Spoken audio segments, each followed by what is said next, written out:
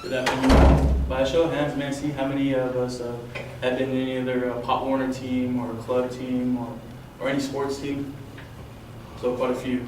So when you're playing either whatever sport you're playing, whether it's basketball, football, soccer, throughout your season, you had every time you won, you had a good feeling, correct? Like it was always a good feeling that you won with your team and everything. I found a quote that says, "Victory has hundreds of memories, but defeat has amnesia." When you win, there's nothing. With your team, you're excited.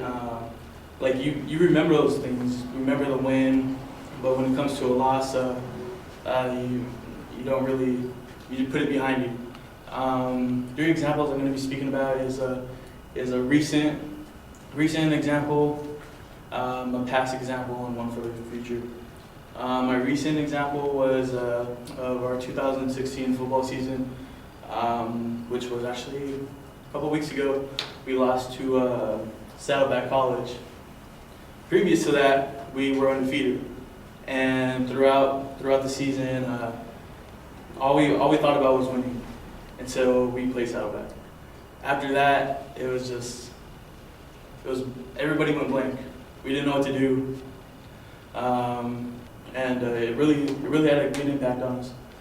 Usually we'll be after games, everybody's in the locker room, Snapchatting, sending photos, oh, we got the win and everything, but after that game, it was just forget about it, move on.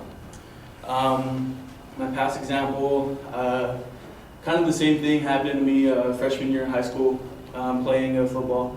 We lost to one team, and it was a horrible feeling. We moved on from that, and for the future, I just hope my future, playing football, will be victorious and make a lot of memories. So going back to the quote I came across, victory has hundreds of memories, but defeat has amnesia.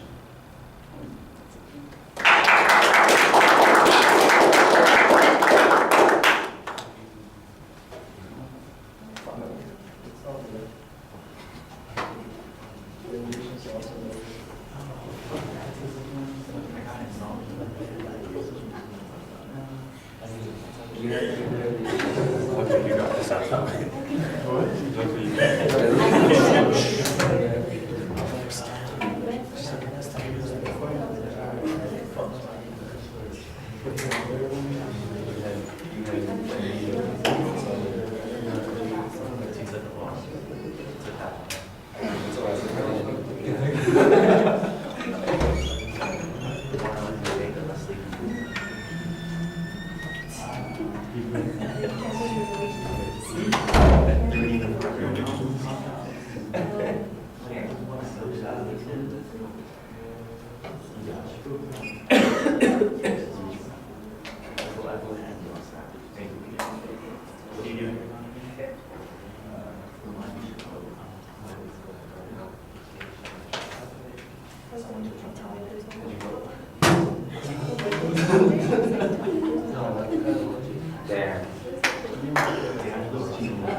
That's okay.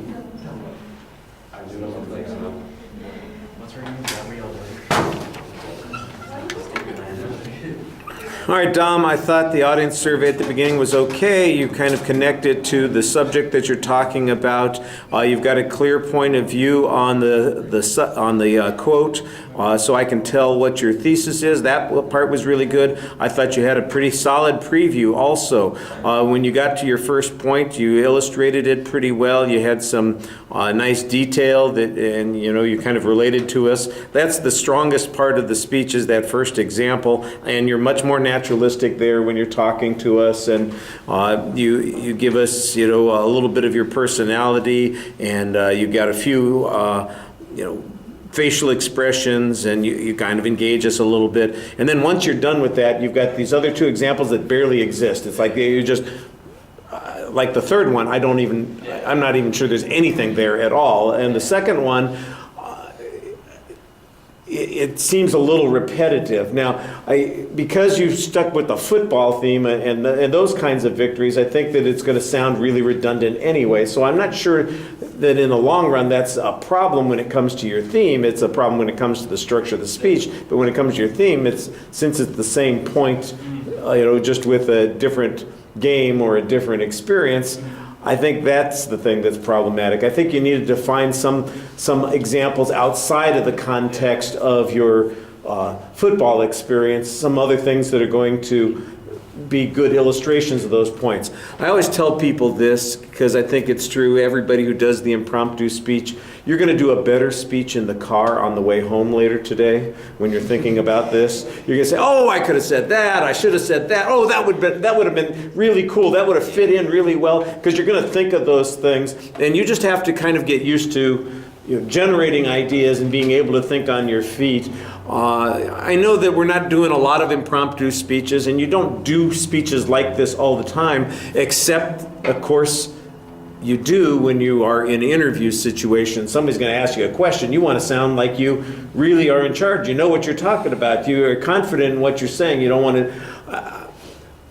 the example that I frequently think of is Shaquille O'Neal, who is a guy who has a lot of personality and he's got a lot of accomplishments, but boy, when people would interview him, it was like he gave them nothing.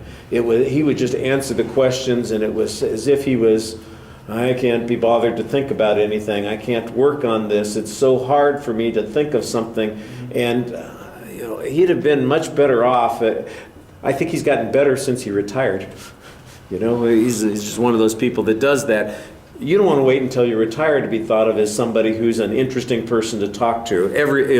Whatever you're doing, and that's kind of why we're working on these things. So I think that, like I said, when you're in your comfort zone, you're doing fine. You need to get out of that comfort zone a little bit and practice those sorts of things. All right, thank you.